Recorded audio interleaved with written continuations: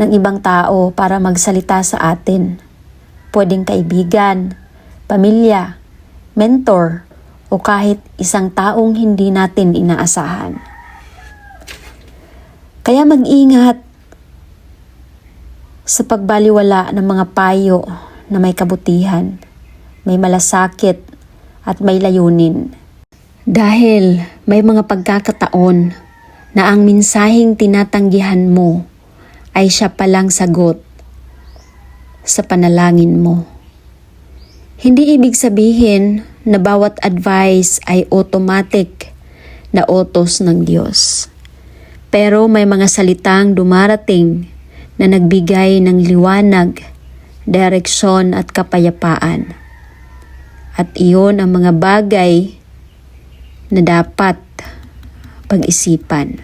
Minsan ang karma na sinasabi ng iba ay hindi parusa, kundi bunga ng paulit-ulit na pag-iwas sa mga pagkakataon, gabay at oportunidad na matagal nang inalalapit sa iyo.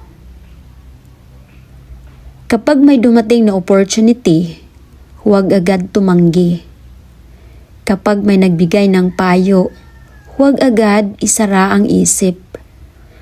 Kapag may nag-encourage sa iyo, huwag agad isipin na wala silang alam. Huminto sandali, pag-isipan, timbangin.